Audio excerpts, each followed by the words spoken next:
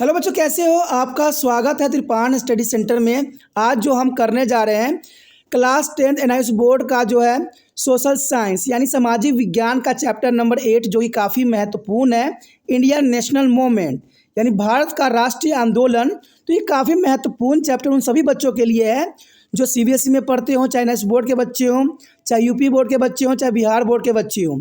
Even कि जो बच्चे कंपटीशन की तैयारी करना चाहते हैं या कर रहे हैं उनके लिए इंडियन नेशनल मूवमेंट काफ़ी महत्वपूर्ण रहेगा, क्योंकि इसमें हम हर एक विषय पे प्रकाश डालेंगे और जानने की कोशिश करेंगे हर एक पहलू को जो अब तक आप नहीं जान सके, और वो सारी बातें करेंगे जो आपके जीवन के लिए महत्वपूर्ण रहेगा।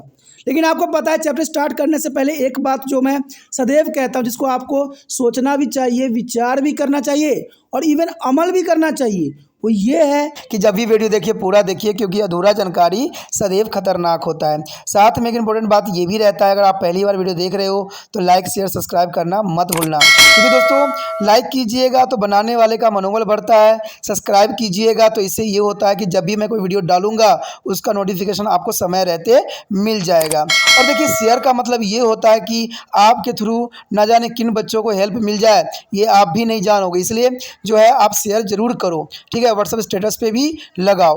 दोस्तों एनआईएस सेंटर जो है कई मानने में बहुत से बच्चों के लिए हेल्पफुल है, चाहे वो 8th क्लास हो, 9th 10th 11th 12th हो, चाहे वो एनआईएस बोर्ड के बच्चे हों, ठीक है, चाहे बीए एमए के बच्चे हो, सभी क्लासों के लिए कुछ ना कुछ जो है त्रिपान सेंटर में उपलब्ध है। तो इसलिए आपके लिए ज़रूरी है कि आप सब्सक्राइब करके इसको चैनल को जो है सेव कर लो, नहीं तो बाद में अगर रिसर्च करोगे तो शायद आपको ये चैनल प्राप्त ना हो। तो इसलिए सोचना नहीं, विचार नहीं करना है, सब्सक्राइब करके जो है अपने पास सेव करना है। दोस्तों ये तो बात था आपके लिए, लेकिन आप देखते हैं हमारा आज टॉपिक क्या है। Emergence of Indian national Congress 1885। Our next topic is important here. Emergence of Indian National Congress 1885. The Indian National Congress was founded by the Allen Act of Williams Holmes. There is a most important person here, the founder of the Indian National Congress, Allen Act of William Holmes in 1885. Holmes was a retired civil service officer. Holmes was a retired civil service officer. He saw a growing political consequence among the Indian and want to give it a safe constitutional outlet so that their resentment would be not be devolved into the popular agitation against British rule in India. He was supported in this scheme by the Victorious Lord Dolphins and by a group of eminent Indian. Gomesh Chandra Banerjee of Calcutta was elected as the first president. You know that the Indian National Congress 1805, their first president here of Gomesh Chandra Banerjee of Calcutta. The Indian National Congress represented and the urged their politically conquest Indian to set up a national organization to work for their betterment. Its leader had a complete faith in the British government and it is a scene of justice. They believe that if they would be oppressed their grievance and before their government reasonable, their British would be content try to be rectify them. Among the liberals leader, the most prominent were of Firoz Shah Mehta. The most prominent were Firoz Shah Mehta, Gopal Krishna Gokhale, and Dada Bhai Naroji, and Das Bihari Bose, and Bahaduddin Tewzi, etc. For 1885 to 1905, the Indian National Congress had a very narrow social base. Its influence was confined to be urban, educated Indians. Here your screen, there is a most important picture here photographing the Indian National Congress in 1885. 1885, the Indian National Congress first introduced for their picture. On your screen, there is an important picture. for Indian National Congress is 1885. The earlier aim of the organization were limited only to be a communicate with the British government on behalf of the Indian people and voice their grievances. It was rightly called to the era of moderates. You will soon find out why. There's important. There's a why. The next topic is here initial stage of Indian National Congress. Initial stage of Indian National Congress. The Congress placed its demand before the government always in the form of the petitions and work it within their framework of law. It was for this reason that the earlier Congress leaders were referred to be a moderate.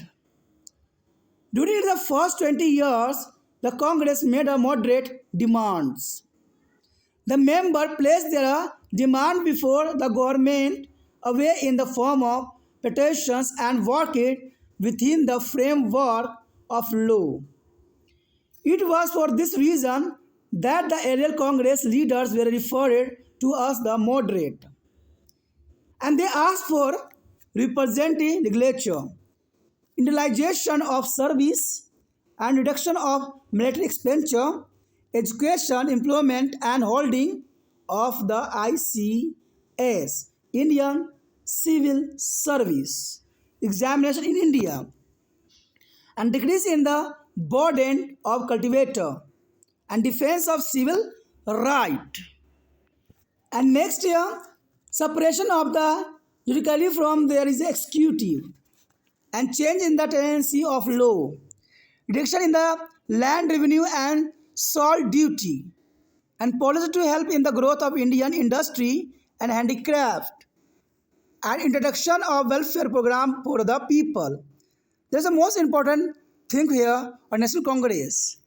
Unfortunately, there is a fault did not be very many change in the policy and administration of the British in India. In the beginning of the Britishers had a favorable attitude about their Congress. But by 1887, and this attitude began to change. They did not be fulfill the demand of the moderate. The only achievement of Congress was establishment of the Indian Consular Act.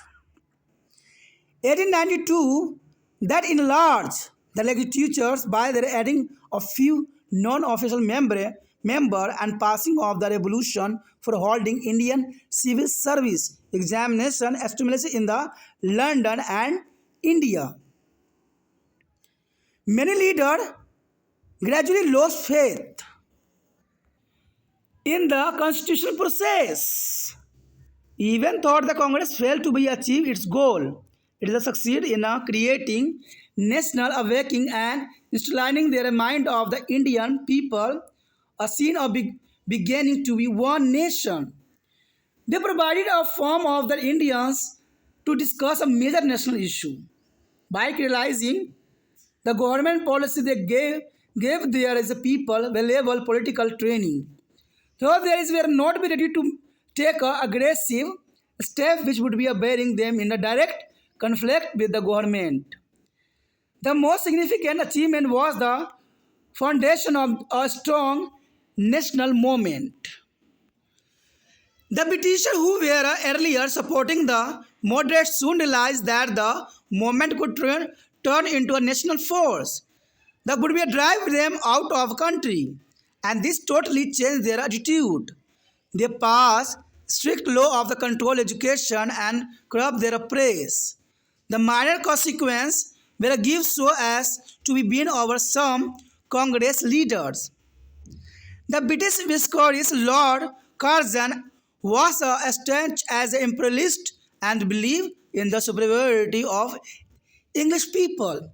He passed on Act 1898 of making it is an offense to the provoke as people against the British ruler.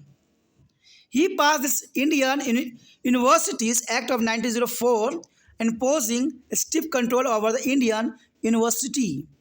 And Curzon was out to suppress the rising of national India. And this was evident from that the 1905 about which you will be read the next section. The next section is the partition of the Bengal. That is important. Bharat को एकता के सूत्र में पिरोने के लिए बहुत से organisation जो थे बने, लेकिन देखा जाए जो आज़ादी के समय से ही भारत के लिए अग्रसर है वो है भारतीय राष्ट्रीय कांग्रेस। कहते हैं भारतीय राष्ट्रीय कांग्रेस जो थी अत्यंत महत्वपूर्ण थी और इसका जो स्थापना हुआ था 1885 में की गई थी और ये भारत की आज़ादी में वो सारे महत्वपूर्ण लीडर्स हमें दिए जो भारत को एक सूत्र में बांधने के लिए पर्याप्त थे। कहते हैं इसके ग्रुपों में ऐसे ऐसे सदस्य थे जिन्होंने भारत को जो है आज़ादी कराने के लिए अपनी बलिदान को सुनिश्चित किया और ये सब इसलिए हुआ क्योंकि हमारे देश में भारतीय राष्ट्रीय कांग्रेस की स्थापना हुई। और इसका श्रेय दिया जाए स्थापना करने का तो कहते हैं भारतीय राष्ट्रीय कांग्रेस की स्थापना 1885 में एलन ऑक्टा विलियम्स होम्स द्वारा की गई थी। ये बहुत ही महत्वपूर्ण नाम है जिन्होंने ये स्थापना किया 1885 में एलन ऑक्टा विलियम्स होम्स द्वारा की गई। और होम एक सेनावृत्तीय सिविल सेवा अधिकारी थे, यानी रिटायर्ड सिविल सेवा अधिकारी थे। उसने भारतीयों में राजनीतिक सघनता को बढ़ते देखा और वो इस एक सुरक्षित संवैधानिक जो है स्वरूप देना चाहते थे ताकि उनका असंतोष भारत में अंग्रेजी शासन के विरुद्ध सार्वजनिक क्रोध के रूप में विकसित न हो सके। इसलिए उन्होंने 1885 में भारतीय राष्ट्रीय कांग्रेस की स्थापना किया और इस योजना में उन्हें वायसराय लॉर्ड डैफरिन एवं प्रसिद्ध भारतीयों में एक समूह की मदद मिली। यानी देखा जाए तो उस समय वायसराय लॉर्ड डैफरिन ने बहुत ही महत्वपूर्ण योगदान दिया भारतीय राष्ट्रीय कांग्रेस की स्थापना के अंतर्गत और बहुत से भारतीय समुदाय के लोग ने भी इसमें महत्वपूर्ण अपना योगदान दिया। कलकत्ता के बीएमएस चंद्र बनर्जी इसके पहले अध्यक्ष चुने गए, यानी बीएमएस चंद्र चटर्जी बनर्जी को पहले जो है भारतीय राष्ट्रीय कांग्रेस का अध्यक्ष चुना गया। इसकी स्थापना एलन ऑक्टा विलियम्स होम्स ने किया था और भारतीय राष्ट्रीय कांग्रेस के पहला सदस्य जो थे, पहला अध्यक्ष जो थे बीएमएस चंद्र बनर्जी जो कि कलकत्ता के रहने वाले थे। और भारतीय राष्ट्रीय कांग्रेस राजनीतिक रूप से सजग भारतीयों का उनकी बेहतरीन के लिए काम करने के लिए राष्ट्रीय संगठन स्थापित करने के लिए काम करने हेतु विचार रखते थे, यानी भारत के लिए कार्य करने के लिए सदैव अग्रसर थे। इनके नेताओं का ब्रिटिश सरकार और उसके न्याय में पूरा विश्वास था कि एक न एक दिन जो है भारत के लिए न्याय जरूर होगी। वो मानते थे कि यदि वो सरकार के सामने तर्कपूर्ण ढंग से शिकायत रखेंगे तो अंग्रेज निश्चित रूप से उनमें सुधार करेंगे।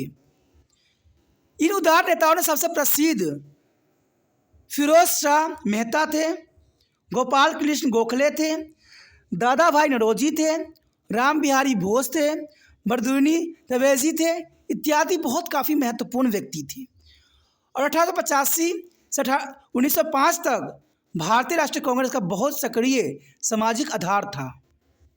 यहाँ पर जो पिक्चर आप देख रहे होंगे भारतीय राष्ट्रीय कांग्रेस के अधिवेशन जो 1885 में हुआ था उसके चित्र जो है यहाँ पर रखा गया है, दिखाया गया है। तो आप देख सकते हो सारे व्यक्ति जो कहते हैं भारत के स्वतंत्रता संग्राम में महत्वपूर्ण योगदान दिए उनको जो है यहाँ पर चित्रबंध किया गया है। और ये आपको यादगार के लिए रूप में काफ़ी महत्वपूर्ण तस्वीर है जिन्होंने अपना महत्वपूर्ण योगदान दिया और भारतीय राष्ट्रीय कांग्रेस के जो है स्थापना किया। इसका प्रभाव शिक्षित शहरी भारत तक ही सीमित था, क्योंकि कहते हैं भारतीय राष्ट्रीय कांग्रेस की जो स्थापना हुआ तो ये सिर्फ शिक्षित शहरी और भारत तक सीमित रहा। और इस संगठन का सबसे पहले ब्रिटिश सरकार से भारत की ओर से संवाद करना और उनकी शिकायत को आवाज़ देने जैसे सीमित उद्देश्य थे। यानी जब भारतीय राष्ट्रीय कांग्रेस की स्थापना हुआ तो इसका सिर्फ एक ही उद्देश्य था कि भारत में जो आम लोगों के साथ दुराचार हो रहा है वो सारे बातों को जो है शिकायत के रूप में अंग्रेज़ों के समक्ष रखें और इसको सही सलूशन निकालें। ये इस जो है संस्था का पहला उद्देश्य था। वास्तव में इस युग के नरमपंथियों द्वारा युग कहा गया है, क्योंकि इसका पता आप शीघ्र ही लगा पाएंगे कि आखिर इसमें नरमपंथी क्यों कहा गया है। अगला पॉइंट जो हमारे समक्ष आया है भारतीय राष्ट्रीय कांग्रेस का आरंभिक चरण। देखिए, भारतीय राष्ट्रीय कांग्रेस का जो है आरंभिक चरण क्या था और किस उद्देश्य से आगे वो बढ़ रहे थे, तो ये जानना काफ़ी महत्वपूर्ण होगा। कहते हैं इसके प्रथम 20 वर्षों के दौरान कांग्रेस ने नरमी से अपनी मांगें रखी। यानी देखा जाए तो भारतीय राष्ट्रीय कांग्रेस ने किसी प्रकार का हिंसा का सहारा नहीं लिया। इन्होंने बहुत नरम से अपने विचारों को अंग्रेज के समक्ष रखते थे। उन्होंने जो है विधानसभा में प्रतिनिधित्व प्राप्त कर लिया था, सेवाओं का भारतीयकरण कर लिया था, सेना के खर्च में कमी हो गई थी, कृषकों के में बोझ में कमी आ गई थी, नागरिक अधिकारों की रक्षा की गई, न्यायपालिका का जो है कार्यपालिका से पृथकीकरण हो गया और कसरतकार जो नियम में बदलाव हुई। इवन कि भूमि से आय तथा नमक कर में भी कमी की गई और भारतीय उद्योग एवं हस्तशिल्प के विकास में मदद हेतु नीति भी अपनाई गई। लोगों के लिए कल्याणकारी कार्यक्रम लाने के लिए भी कहा गया, जो कि इनके बहुत ही महत्वपूर्ण मांगे थी उस समय। कांग्रेस ने सरकार के सामने अपनी मांग हमेशा आवेदन के रूप में रखी। यानी किसी प्रकार का हिंसा उस समय देखने को नहीं मिला। हमेशा आवेदन जो है बहुत ही ढंग से और रूल रेगुलेशन के साथ रखा गया, कानूनी नियमों में रहकर काम किया गया। और यही कारण था कि कांग्रेस के पहले के नेताओं को नरमपंथी कहा गया, क्योंकि ये सारे के सारे नरमपंथी विचारधारा के थे और वो हिंसा का सहारा नहीं लेना चाहते थे। और यह प्रयास भारत में अंग्रेजों की नीति एवं प्रशासन में कई सुधार नहीं ला पाया, क्योंकि जो उनकी नरमपंथी नीति थी अंग्रेजों को कहते हैं जू तक भी नहीं लगा और उनके इन कार्य से किसी प्रकार का सुधार नहीं हो पाया। आरंभ में कांग्रेस के प्रति सहयोग अंग्रेजों की पुण्य मानसिकता थी, क्योंकि अंग्रेज उनकी सहायता करते थे और अंग्रेज की बातें जो था भारतीय राष्ट्रीय कांग्रेस माना करती थी। लेकिन 1887 के बाद यह मानसिकता बदलने लग गई।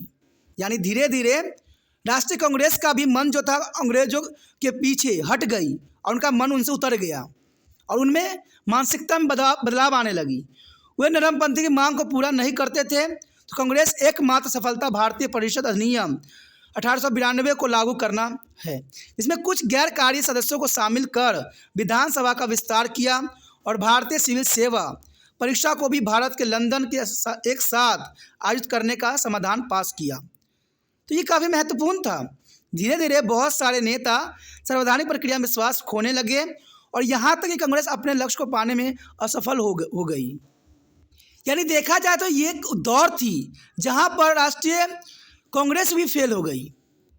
यानी कहते हैं जब उनकी बातों को नरमपंथी विचारधाराओं से नहीं माना तो ये फेल हो गई, किंतु राष्ट्रीय जागृति लाने एवं लोगों के मन में एक देश में संबंध होने का भाव लाने में सफल हुई। लेकिन इनका जो है सबसे बड़ी अचीवमेंट यही थी कि राष्ट्रीय जागृति लाने में लोगों के मन में एक देश के संबंध होने का भाव लाने में सफल रहे। उसने भारतीयों को बड़े राष्ट्रीय मुद्दे पर बातचीत करने के लिए एक मंच प्रदान किया, जहां पर कोई भी अपना विचारधारा रख सकता था। सरकार की नीतियों की आलोचना करके इसने लोगों के राजनीतिक के बहुमूल्य प्रशिक्षण दिया और वो आक्रामक कदम बढ़ने की स्थिति में नहीं थे, जो उनके सरकार से सीधे संघर्ष की स्थिति में ला देता था। सबसे बड़ा सफलता एक राष्ट्रीय आंदोलन की नींव रखने की थी, क्योंकि जब तक राष्ट्रीय आंदोलन की नींव नहीं रखी जाएगी भारत आज़ाद नहीं हो सकेगा। अंग्रेज जो कि पहले नरमपंथी की मदद करते थे, शीघ्र यह अनुभव करने लग गए कि यह आंदोलन एक राष्ट्रीय शक्ति के रूप में बदल सकता है, जो उन्हें देश से बाहर कर देगी। इससे उनकी मानसिकता पूरी तरह बदल गई। उन्होंने शिक्षा को नियंत्रित करने और प्रेस को कुचलने के लिए कड़े नियम पारित भी किए। यानी देखा जाए तो उन्होंने शिक्षा को नियंत्रित किया और प्रेस को कुचल दिया गया, और ये सब कांग्रेसों के द्वारा हुआ, क्योंकि उनका ये विचार था कि अगर ऐसे विचारधारा रखेंगे तो 100% जो है अंग्रेजी सरकार उनको रहने नहीं देगा और उनको देश से बाहर कर देगा। और उस समय अंग्रेज़ों का राज थी, वो जो मर्जी कर सकते थे, तो इसलिए जो है कांग्रेस डर गई और उन्होंने शिक्षा को नियंत्रित किया और प्रेस को चलने के लिए कड़े नियम पारित कर दिया। कांग्रेसी नेता को शांत रखने के लिए कुछ छूट भी दी गई। British wireless Lord Curzon Bharat में राष्ट्रवाद को दबाने के लिए जो है प्रयासरत थे। यानी देखा जाए तो लॉर्ड कर्जन ने राष्ट्रवाद को दबाने के लिए हर संभव कोशिश किया, और कर्जन एक कट्टर साम्राज्यवादी था और अंग्रेजों के अन्य लोगों की तुलना में बेहतर होने में विश्वास रखता था। ब्रिटिश शासन के विरुद्ध लोगों को जो है उत्तेजित करने का अपराध बनकर उसने 1898 में एक नियम पारित किया। उसने भारतीय विश्वविद्यालयों के कड़े नियम आरोपित कर 1904 में विश्वविद्यालय अधिनियम पारित किया, जिन्हें आप आगे पढ़ोगे। और अगला टॉपिक जो हमारा रहेगा बंगाल का विभाजन, जो 1905 में की गई थी। तो अगला टॉपिक और भी महत्वपूर्ण है। आप बने रहे तिरपान स्टडी सेंटर के साथ। अगर आप तिरपान स्टडी सेंटर का हेल्प करना चाहते हो, मदद करना चाहते हो, तो ये वीडियो जितना हो सके शेयर करना है, जो दूसरे बच्चे तक भी पहुंच सके और वो भी इस वीडियो से लाभान्वित हो सके और राष्ट्रीय कांग्रेस के बारे में जान सके, समझ सके। कहते हैं हर चीज़ के बारे में जानना हर एक व्यक्ति का कर्तव्य है, और ये तभी संभव हो सकता है जब आप भी कार्यरत रहोगे। और कार्यरत होने के लिए शेयरिंग करना चाहिए, और जितना हो सके शेयर कीजिए। और शेयर के लिए कुछ नहीं करना है, यूट्यूब से लिंक कॉपी करना है और व्हाट्सएप एड्रेस पर लगा देना है। अगर पहली बार वीडियो देख रहे थे, पहली बार मेरे चैनल पे आए हो, तो आपको पता है चैनल बहुत ही महत्वपूर्ण है, क्योंकि यहाँ पर 8 से लेकर MA तक के बच्चों के लिए हर एक सब्जेक्ट, हर एक सिलेबस, हर एक चैप्टर यहाँ उपलब्ध है। तो ये आपके लिए महत्वपूर्ण रहेगा। तो अगर सोच रहे हो तो सोचो नहीं, सब्सक्राइब करो। और सब्सक्राइब करने के लिए जो रेड बटन आपको दिख रहा है उसको दबा दीजिए, सब्सक्राइब हो जाएगा। और आप तिरपान सेंटर को जो है अपने मोबाइल में सेव कर लीजिए।